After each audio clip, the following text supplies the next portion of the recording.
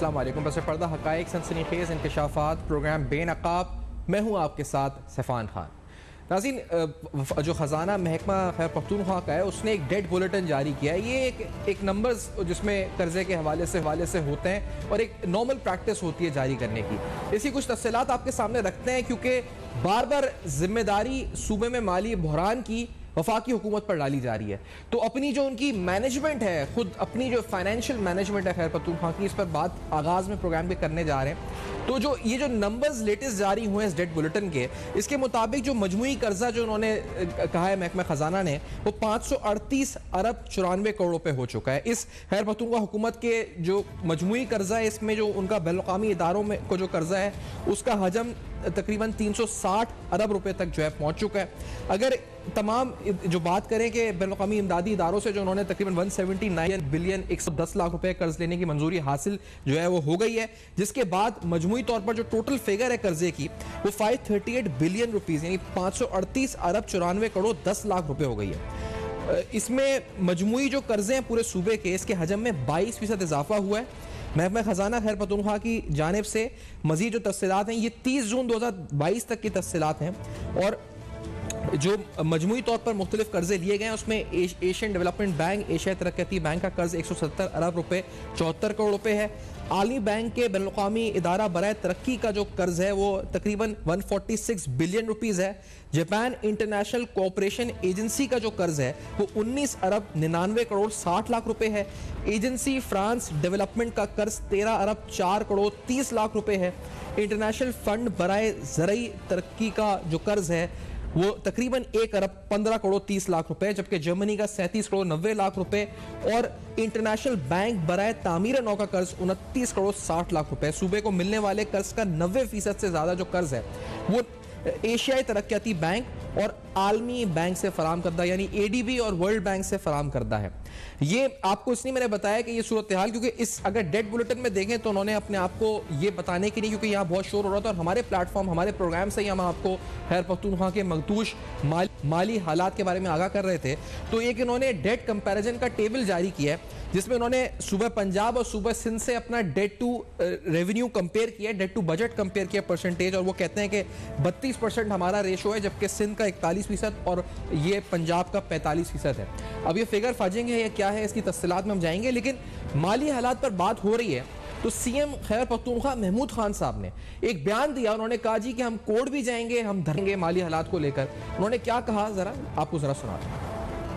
उसके मुताबिक फिर हमारे 2 फैसले, एक मैं सुप्रीम कोर्ट भी जा रहा हूँ अपने फंड्स के हवाले से, दूसरा ये है कि मैं फेडरल जो नेशनल असम्बली है उनके सामने मैं अपने MPs और मिनिस्टर्स को लेके मैं वहाँ पर बैठूंगा भी, धरना भी दूंगा। तो इंशाल्लाह अगर हमें मौका मिलता है तो अगले हफ्ते यही प्लानिंग है हमारी। ये तो आप उनसे पूछे कि उनको क्यों खुशी महसूस हो रही है। उनको इसलिए ये उनकी खुशी नहीं है बेसिकली, वो बेसिकली अंदर से बड़े खफा है क्योंकि इसके बाद हम 3/4 से आएंगे इंशाल्लाह। महमूद खान साहब ये कह रहे हैं कि वो धरना भी देंगे, कोर्ट भी जाएंगे। उधर माली बहरान संगीन तर होता जा रहा है।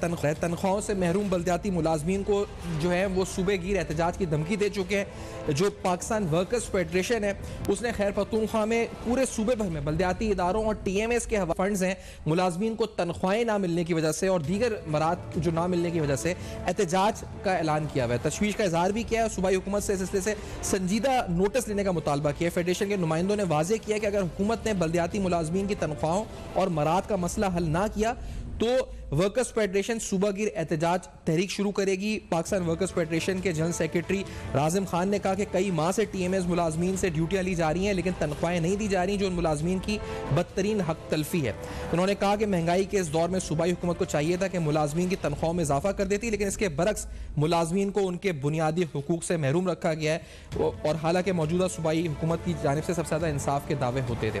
अच्छा, आपको हम दिखा भी चुके हैं कि PDA मुलाजमीन हो या दीगर मुलाजमीन हो, पिछले 8-10 दिन के अगर आपको फुटेजेस देखें तो मुसलसल हमने देखा है कि कोई 11 माह से अपनी तनख्वाह ना मिलने पर एहतजाज कर रहा है, कोई अपनी मुस्तकिल बुनियाद पर जो तनख्वाह बंद हो गई है उस पर एहतजाज कर रहा है, कोई मंथली सैलरी नहीं मिल रही है तो कोई डिपार्टमेंट उस पर एहतजाज कर रहा है, EPI हेल्थ वर्कर्स एहतजाज कर रहे हैं। ये सब आपको हम फुटेजेस दिखा भी रहे हैं और आप देख भी चुके हैं जिनमें बदतरीन पुलिस तशद्दुद भी हुआ है। तैमूर झगड़ा साहब ने भी माली हालात के हवाले से कल एक बयान दिया, उन्होंने कहा कि हम तो पहले ही वफाकी हुकूमत को आगाह कर चुके। उन्होंने क्या कहा कल इस प्रोग्राम को आगे बढ़ाते हैं, जरा सुनते हैं तैमूर झगड़ा साहब ने क्या कहा। जिसमें उन्होंने कंट्रोवर्सी बनाई, उसमें उनको यही कहा था कि जब फ्लड्स आ गए हैं तो हमें जो एक ट्रिपल चैलेंज है, पॉलिटिकल क्राइसिस, फाइनेंशियल क्राइसिस और एक सिक्योरिटी चैलेंज जो उभर रहा है, उसमें कल हो सकता है कि ये फंड्स की ना रिलीज की वजह से पूरे पाकिस्तान को कीमत अदा करनी पड़े। जाके उस खत में देख ले। और मैंने कहा था कि इन 3 चैलेंजेस के ऊपर जो फ्लड्स का चैलेंज आ गया है, तो हमारे साथ बैठे और जो हमने के खत से आगाह किया गया था। मेरे साथ आज बहुत अहम शख्सियत प्रोग्राम में मौजूद है, एमएल वली खान साहब, जो कि सदर हैं अवामी नेशनल पार्टी के, एक मारूफ सियासी शख्सियत हैं, कद-काट वाले सियासी शख्सियत है और खैर पख्तूनख्वा या पूरे मुल्क में आपका एक अहम इस वक्त कदर है सियासत के हवाले से। एमएल साहब, आपका बहुत शुक्रिया, आपने वक्त दिया, आज प्रोग्राम में ज्वाइन किया। माली हालात मखदूश हैं, तनख्वाहों पर एहतजाज, दूसरी तरफ कर्जों का बोझ बढ़ रहा है और एक तरफ सूबाई हुकूमत सिर्फ वफाक पर इल्जाम तराशियां कर रही है। असल सूरत हाल है क्या एमल साहब? जी बहुत शुक्रिया आपका सैफान भाई कि आपने पुख्तनख्वा के मसलों को इतनी संजीदगी से उठाया और आज हमें मौका मिला कि पाकिस्तान के अपने भाइयों के सामने ये मसले रखें। देखिए, असल बात ये है कि इमरान और उसकी पूरी पार्टी ये ड्रामेबाजों से भरी हुई है, ये झूठों से भरी हुई है। जैसा लीडर है वैसे ही उसके फॉलोअर्स हैं। ये सिर्फ ड्रामे चल रहे हैं। हाँ, हम 18th अमेंडमेंट के बाद प्रोविंशियल ऑटोनॉमी के दावेदार हैं। अवामी नेशनल पार्टी 18th अमेंडमेंट के बाद प्रोविंशियल ऑटोनॉमी के दावेदार हैं, लेकिन 9 साल हो गए इनको हुकूमत में लाया गया। पहले 5 साल इनके लिए तालिबानों की वजह से हुकूमत में जगह दी गई और पुख्तनख्वा इनके हवाले किया गया। और अब देखें, ये जिसमें पूरे मुल्क के जो इलेक्शन के साथ जो धांधली हुई थी, उस धांधली की बुनियाद पे आप देख सकते हैं कि उसमें फिर इधर इन्होंने हुकूमत बनाई। और भी ये है इस वक्त कि आज तो ये बोल रहे हैं, आज ये खत भी लिख रहे हैं, आज ये वफाकी हुकूमत को भी बोल रहे हैं कि भाई हमें अपना हक क्यों नहीं मिल रहा। इनसे सिर्फ इतना पूछा जाए कि भाई 3 साल आपका लीडर इस्लामाबाद में वजीर आजम की कुर्सी पे बैठा था, उन 3 सालों में उस बंदे ने पुख्तनख्वा को कितना हिस्सा दिया है? वो आता था हर साल, पुख्तनख्वा में जलसा करता था। देखिए, हमारे जो वफाक को पैसे हैं ये किस चीज के? हमारे रिसोर्सेज के, बिजली के हैं और इस तरह की चीजें हैं। वो आके कहता था कि भाई आपको ये पैसे नहीं मिलेंगे, ऐलान करता था। हमारे पिछले 5 साल परवेज खटक साहब देखे, इनको हुकूमत तो इसीलिए दिलाई गई कि पुख्तनख्वा में 18th अमेंडमेंट पे पूरा अमल ना हो, इसीलिए तो हमारे रास्ते रोके गए। दूसरी बात जो ये कर्जों की कर रहे हैं सैफान भाई, 1 साल की कर्जों का इसको देखे, इन्होंने 9 साल में कर्जे ले लेके इस सूबे का हशर नशर कर दिया। मैं इतना बोलूंगा कि आज जो कर्जा 600 मिलियन या उससे ज्यादा है, जब इनकी हुकूमत आई थी ये डबल डिजिट में था। ये कोई 40 से 60 मिलियन के अरब के बीच में ये कर्जा था। आज वो कर्जा 600-700 तक पहुंच गया है। इन्होंने ये कर्जा लिया किस लिए? फिर इन्होंने जो बहुत बड़ा प्रोजेक्ट जो ये कह रहे हैं कि ये लेकर आए BRT, जो एशियन डेवलपमेंट बैंक से कर्जा लेकर इन्होंने जो प्रोजेक्ट किया है, और वो प्रोजेक्ट चोरी का एक बला है जो पेशावर में पड़ा हुआ है। उस पे ना कार्रवाई हो रही है, ना कोई काम हो रहा है। ये इनके पिछले इलेक्शन से 6 माह पहले इस प्रोजेक्ट को रेडी करना और फिर जल्दबाजी में उसमें जो हिकअप्स हुई है, कोई 32 अरब रुपए कह रहे हैं कि इनको कर्जा मिला है। तो ये देखें जी, एमल साहब तक आवाज़ आ रही है? शायद आपकी आवाज़ इस वक्त रुक के हमें आ रही है, कनेक्शन शायद डिस्कनेक्ट हुआ है। एमल वली खान साहब अभी बहाल करते हैं और आपको ये बताते हैं, क्योंकि ये जो इल्ज़ाम तराशी है कि माली मसाइल का शिकार है सूबा और जिम्मेदार वफाक है, इसको आगे जाकर लिंक कर दिया गया बढ़ती हुई दहशतगर्दी से भी, कि क्योंकि वफाक ने पैसे नहीं दिए इसलिए नेशनल सिक्योरिटी का मसला पूरे मुल्क के लिए बन गया। ये बड़ा अहम और इम्पोर्टेंट, जिसे कहा जाए अहम तरीन पॉइंट है। इस पर बात करेंगे कि क्या वाकई वफाकी हुकूमत की वजह से दहशतगर्दी बढ़ रही है। एक ब्रेक के बाद हमारे साथ।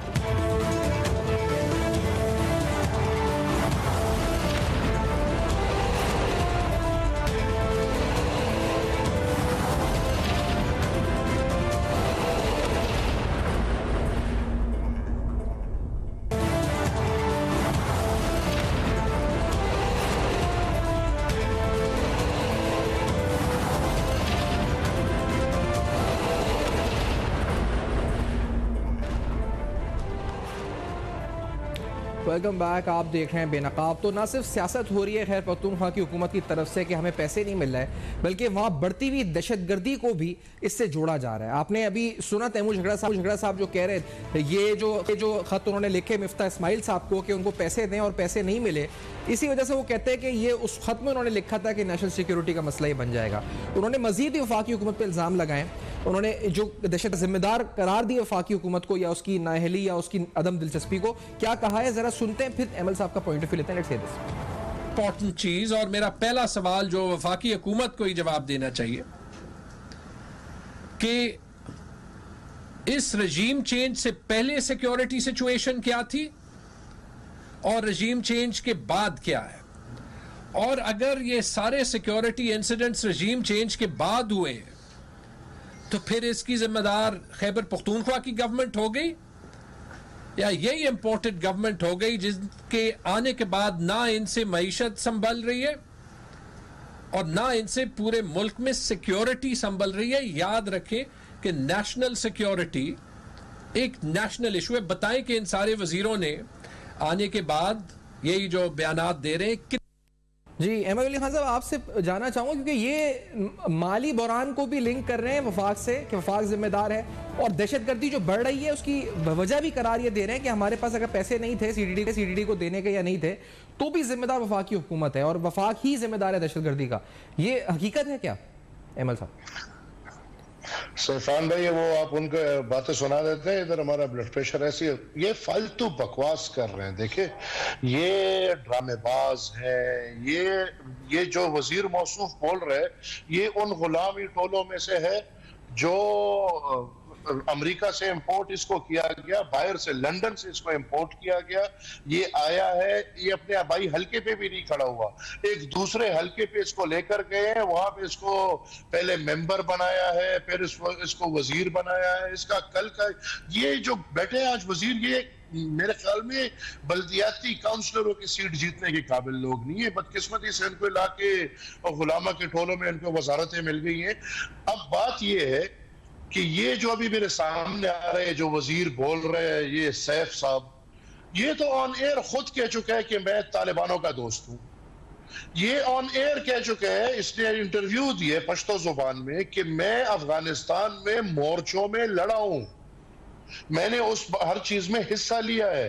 उस सबको इस्तेमाल करते हुए जरगे हो रहे थे और ये कह रहा था कि उन ताल्लुकात को इस्तेमाल करते हुए मैं जरगे कर रहा हूं। हालात अभी इसने बोल दिया, ये भी अच्छा ड्रामा है जी, रजीम चेंज के बाद हालात खराब हुए। हम भी तो ये कह रहे हैं, क्योंकि इससे पहले तो एक ही प्रोजेक्ट था, TTP PTI, it's a single project, और इनको मैं नाम देता हूं टीटीपीटीआई।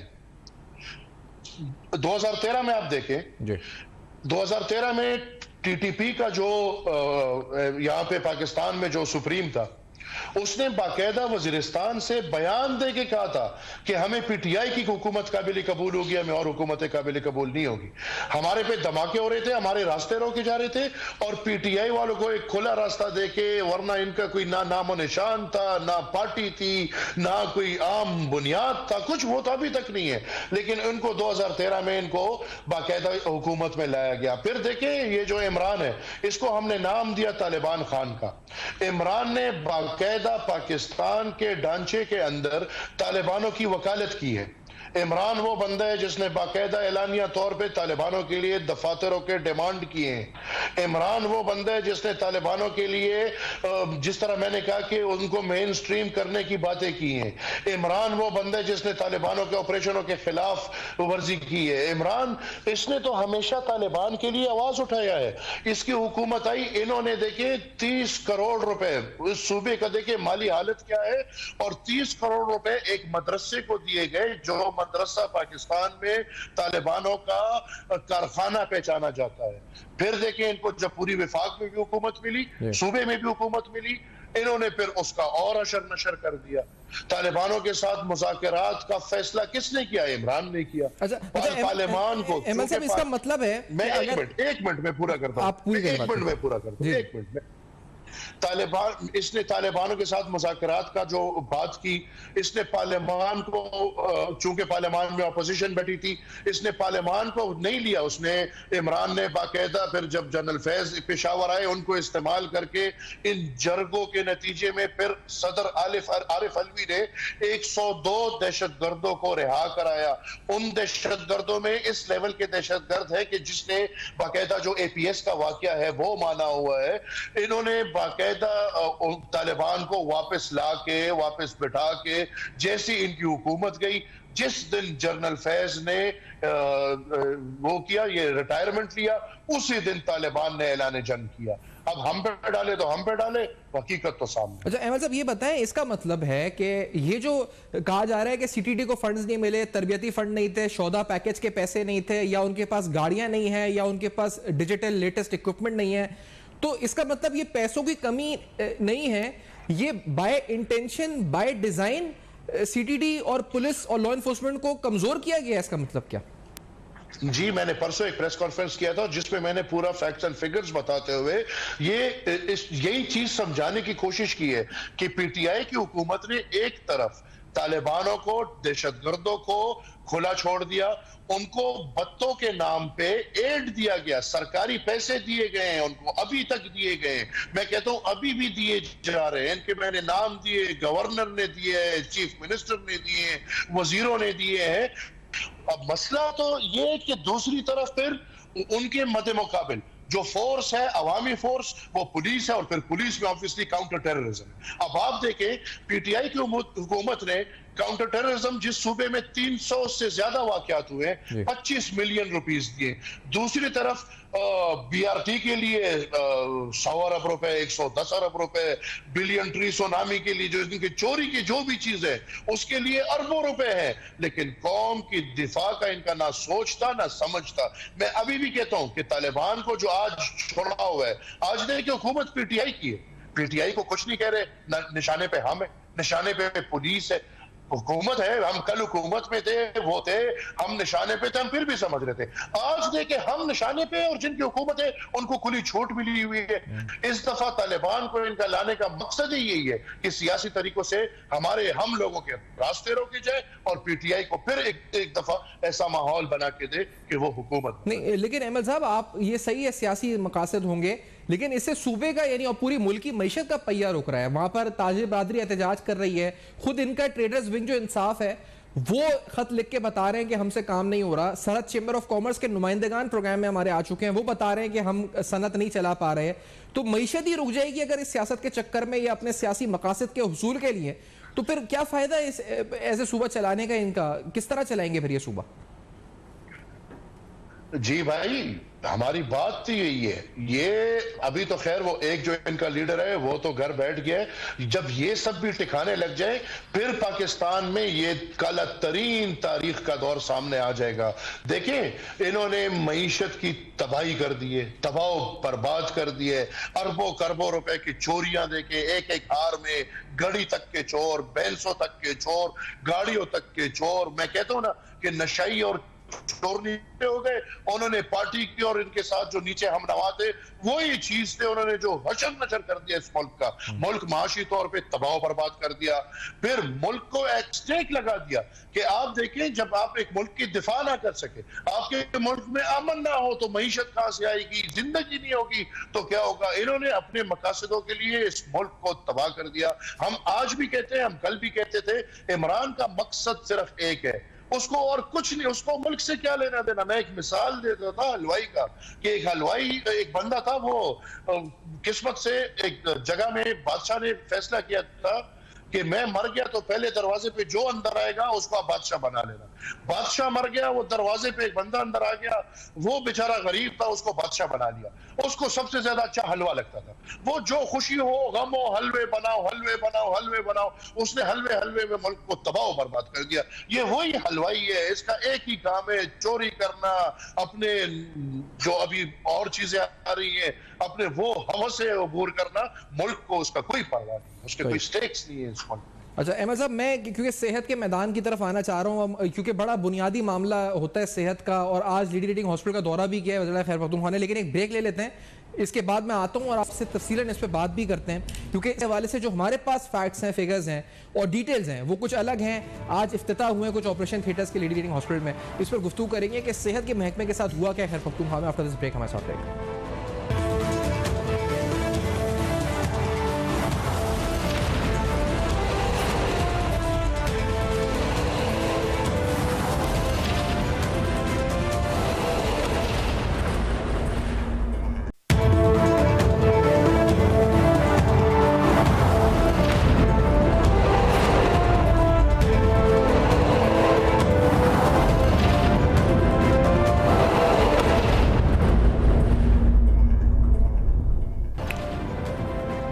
Welcome back. आप देख रहे हैं बेनकाब, और बेनकाब में सेहत की तरफ आते हैं। आज महमूद खान साहब जो वज़ीर आला खैर पख्तूनख्वा हैं, उन्होंने दौरा किया लीडी रीडिंग हॉस्पिटल का। यहाँ पर उन्होंने इफ्तिताह किया 5 मॉड्यूलर ऑपरेशन थिएटर्स का।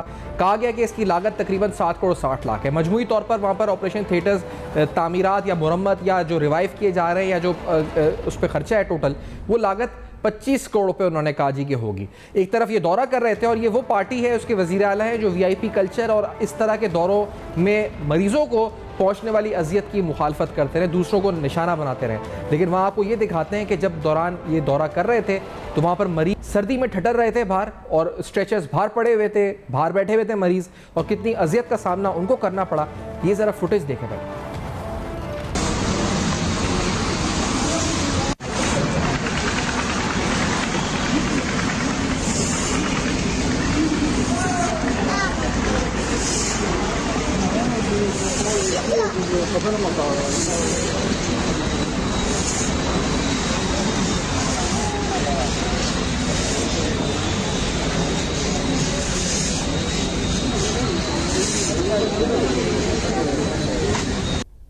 अस्पताल के अंदर के फुटेजेस तो हुकूमत ने आपको दिखा दिए। अस्पताल जब वो दौरा कर रहे थे तो बाहर मरीजों को जो अज़ियत का सामना था वो फुटेजेस हमने आपको दिखा दिए। आपको ये बताते हैं कि हमने आपको ये भी दिखाया था एक से कुछ रोज़ कबल कि ये वही अस्पताल है जहाँ 7 करोड़ 60 लाख या 25 करोड़ रुपए से ऑपरेशन थिएटर बन रहे हैं, जहाँ कुछ दिन कबर एक ऑपरेशन इसलिए नहीं हो सका था, और बाकायदा उसके डॉक्यूमेंट्स हैं आपको हम दिखा रहे हैं कि वहाँ पर एनेस्थीसिया अवेलेबल नहीं थी पेशेंट को बेहोश करने के लिए। अमीर अली खान साहब, सेहत के महकमे का क्या हालात हैं?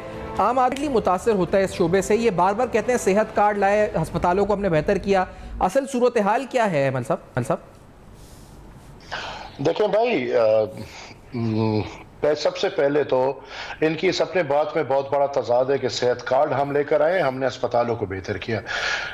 सेहत कार्ड मैं मानता हूं कि बहुत अच्छा प्रोजेक्ट है, मैं बिल्कुल मानता हूं, लेकिन सेहत कार्ड का देखें पीछे जो माइंडसेट है वो ये है कि अक्रॉस द बोर्ड सेहत कार्ड से आपने पूरे पॉपुलेशन को हेल्थ इंश्योरेंस दे दिए।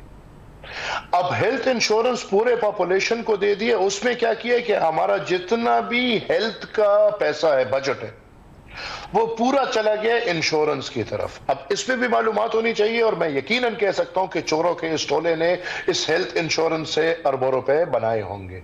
फिर ये लेकर आए MTI एक्ट। MTI एक एक्ट है जिसको आपको अगर मौका मिले तो आप प्लीज उसको पढ़िएगा। MTI एक्ट के थ्रू इन्होंने बाकायदा जितना भी हमारा गवर्नमेंट का हॉस्पिटल्स या सेटअप है उसको बाकायदा प्राइवेटाइज करने की तरफ ये लेकर गए हैं। इन्होंने अपनी पूरी कोशिश की है, और उसमें फिर इन्होंने ये किया कि आप यकीन नहीं करेंगे कि डिस्प्रीन में भी इन्होंने एक पैसा बनाया है, इन्होंने इंजेक्शन में भी इन्होंने चोरियां की हैं। तो हुकूमत की तरफ से सरकारी अस्पतालों में कोई कोई चीज ये नहीं बता सकते। मेरे ख्याल में ये जो आज जाके फीते काट रहे हैं और एक तरफ चीख रहे हैं कि हमारे पास तनख्वाहें देने के लिए पैसे नहीं, और ये कितने दिनों से वजीर आला साहब अरबों रुपए के और करोड़ों के कहां फीते काट रहे हैं, अरबों के कहां फीते काट रहे हैं। मैं अफसोस से मुझे ये कहना पड़ रहा है कि जब सेहत काटा गया तो इन्होंने अपना पूरा हेल्थ का बजट उन्होंने अपना बंद कर दिया। उस तरफ से हमारे सरकारी अस्पतालों में कोई काम नहीं होता। आप यकीन करेंगे LRH तो पूरे पुख्तनख्वा का एक सेंट्रल, मैं कहता हूं कि बेहतरीन से बेहतरीन, जैसे कराची में आप कहें कि कोई सरकारी अस्पताल जो सबसे अच्छा हो, मतलब कि आगा खान के तरीके से हमारा ये बहुत टॉप का हॉस्पिटल है। आप जाएं, आप जिलों में अस्पतालों की हालत देखें, हमारे चारसदा हेडक्वार्टर हॉस्पिटल आ जाए, वहां पे आपको डॉक्टर नहीं मिलेंगे, वहां आपको मेरे ख्याल में एक इलाज नहीं होगा। हर बंदे को पेशावर रेफर, हर बंदे को पेशावर रेफर। सेहत के निजाम, ये इन्होंने जो भी कहा था, मेरे ख्याल में आपके ये प्रोग्राम का जो नाम है ना, हकीकतन इनके लिए बने बेनकाब। ये बेनकाब है, इन पे कोई पर्दा नहीं है। ये ऐसे चोर हैं जिनको कोई परवाह नहीं है। आप उनको बताते जाए, उनके पास अपनी बातें होती है। इन्होंने जिस तरह सेहत का निजाम तबाह किया, जिसके ऊपर आपने बहुत ब्रीफ किए, इसी तरह इन्होंने तालीम का निजाम इधर तबाह किया, इसी तरह इन्होंने हर शोबे को तबाह कर दिए। पुख्तनख्वा में आज हर मकतब फिक्र के लोग स्ट्राइक्स पे है। पुख्तनख्वा में आप एजुकेशन सेक्टर देखे स्ट्राइक पे है। पुख्तनख्वा में यूनिवर्सिटीज देखे तबाह हाल पड़े हुए, यूनिवर्सिटी प्रोफेसर से लेके क्लास 4 तक स्ट्राइक पे है। पुख्तनख्वा में आप डॉक्टर्स को देखे, यंग डॉक्टर्स को देखे स्ट्राइक पे है।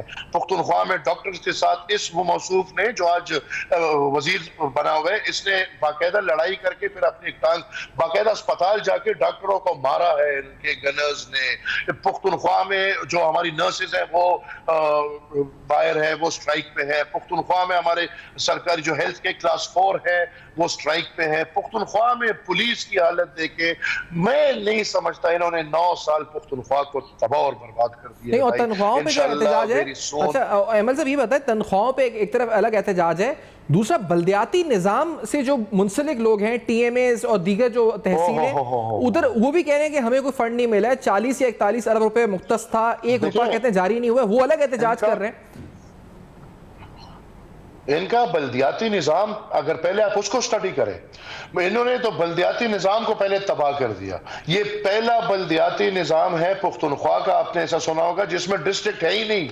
तो जब बल्दियात में डिस्ट्रिक्ट गवर्नमेंट ना हो, वो कैसे बल्दियात होंगे? फर्स्ट ऑफ ऑल डायरेक्ट तहसील है, तहसील और विलेज काउंसिल्स है। फिर उनको जो बजट है, उनको 1 रुपया नहीं मिल रहा, उन बेचारों को फंड्स नहीं मिल रहे, इलेक्शन करा के सबको बिठा के अभी जलील और ख्वार हो रहे हैं। इन्होंने तो ये सोचा था कि ये PTI क्लीन स्वीप करेगी, और जब क्लीन स्वीप कर लेगी तो फिर ये हम इसके थ्रू पेनिट्रेट करेंगे, लेकिन वहां पे जमीनी हकाइक और थे। वहां पे अपोजिशन पार्टीज ने बिल्कुल इनको वो झटका दिया कि फिर सेकंड फेज में इन्होंने, आप यकीन करें कि वजीर आला साहब के स्वात के इंतखाबात में एक विलेज काउंसिल पे 50-50 करोड़, 1 अरब रुपए सरकारी पास पैसा लगे बल्दियात के लिए, तो फिर वो जाके जीते हैं। और फिर मजबूरन चूंकि ऑपोजिशन भी जीती है तो फिर उन पे फंड्स भी बंद है, उनको अभी कोई इख्तियार नहीं है। मेरे ख्याल में बल्दियात पुख्तनख्वा का एक मजाक है। मैं फिर वही बात करूंगा कि ये कैसा डिस्ट्रिक्ट गवर्नमेंट होगा जिसमें डिस्ट्रिक्ट गवर्नमेंट ही नहीं होगा। सही, तो अब मजमूई तौर पर अगर अहमद साहब बात करें, क्योंकि सियासी मैदान भी गर्म है, सियासी माहौल भी गर्म है, ये ऐसे वक्त में इन्होंने असेंबली तहलील की बात कर दी है जिस वक्त मुल्क में दहशतगर्दी बढ़ रही है, माशी सूरत हाल भी अबतर है, तो ये मूव कैसा था? और क्या ये अपनी गवर्नेंस से तवज्जो हटाने की कोशिश है, अपनी नाअहलियों से तवज्जो हटाने की कोशिश है? ये क्यों हुआ ये मूव फिर अहमद साहब? जाहिर सी बात है, देखें भाई, पहले तो मैं ये बताऊं कि पहले तो इन 9 साल तक इस प्रोजेक्ट को बाकायदा बेबीज की तरह शेल्टर किया गया। इसके हर चोरी के प्रोजेक्ट्स को अगर हम उनके खिलाफ गए हैं, कहीं उनको अदालत ने बेबीज की तरह का प्रोजेक्ट कवर दिया, कहीं उसको नैब ने कवर दिया, फिर और इदारे जो अब सामने खुल के आ गए हैं जो इमरान और PTI के सपोर्ट में थे। आज तक देखें बिलियनरी का केस नहीं हो रहा, आज तक देखें मालम जबा का एक बहुत बड़ा स्कैंडल है, उसका केस नहीं हो रहा, आज तक देखें BRT का केस नहीं चल रहा। ये तो ड्रामेबाज है ना। इन्होंने जिस दिन कहा कि हम असेंबली तोड़ेंगे, मैंने कहा कि यार 100 आओ बिस्मिल्लाह, कल की तारीख है, खुदा करे कि पीटीआई के ये हुकूमत कल अपनी ये असेंबली तोड़े। हम पुख्तनख्वा में ना अदम एतमाद ला रहे हैं, ना वो पंजाब वाले ड्रामे यहाँ पे चल रहे हैं, ना यहाँ पे मिसाल कोई दूसरा बंदा है जो इनके इख्तियार में नहीं है। ये तो इन्हीं के बंदे हैं। कल बैठ के असेंबली तोड़े, हम इलेक्शन के लिए क्या सब कुछ के लिए तैयार है। पीटीआई का सफाया होगा, ये बात याद रखिएगा। जब तक हुकूमतों में बैठे हैं इनको हिफाजतें मिली है। ये कल निकलेंगे। कल ये जो आज प्रेस कॉन्फ्रेंस कर रहे हैं, दाएं बाएं बैठे हैं, इन्होंने अभी जेलों की मजे नहीं लिए हैं। इन्होंने तो सिर्फ आके लाडलों की तरह इधर आके हुकूमतें की हैं और इन्होंने जो चोरियां की हैं, आज ये असेंबली तोड़ेंगे, 3 दिन बाद ये सब जेल में होंगे। ये याद रखिएगा, ये असेंबली तोड़ने वाले नहीं। हम इनको बार बार कहते हैं, कल का तारीख की है, खुदा करे 23 तारीख को ये लोग असेंबली तोड़े। ये कोई सेलेक्टेड है, किसी को कराची से लेकर आया गया है। वो सैफ साहब को देखे, वो कभी मुशर्रफ का बंदा लौंडा बना होता है, कभी इमरान का लौंडा बना होता है, कभी किसी का लौंडा बना होता है। वो आके इधर पुख्तनख्वा को तो इधर इन्होंने बस ऐसे एक तोहफे में दिया हुआ है। और ये जिस दिन हुकूमत छोड़ेंगे इनको उस दिन समझ आ जाएगी। बहुत बहुत शुक्रिया अमीर उल साहब ने प्रोग्राम में ज्वाइन किया और तफसीलन आगाह किया वहाँ पर गवर्नेंस की हाल, बढ़ती हुई दहशत गर्दी, सेहत की सूरत हाल और माली बहरान की वजह आखिरकार क्या है। फॉर योर फीडबैक नाज़रीन, you can write us on a Facebook, emails and Twitter, जो आपके सामने फ्लैश कर रहे हैं। देखते रहिएगा, अब तक अपना बहुत ख्याल रखिए।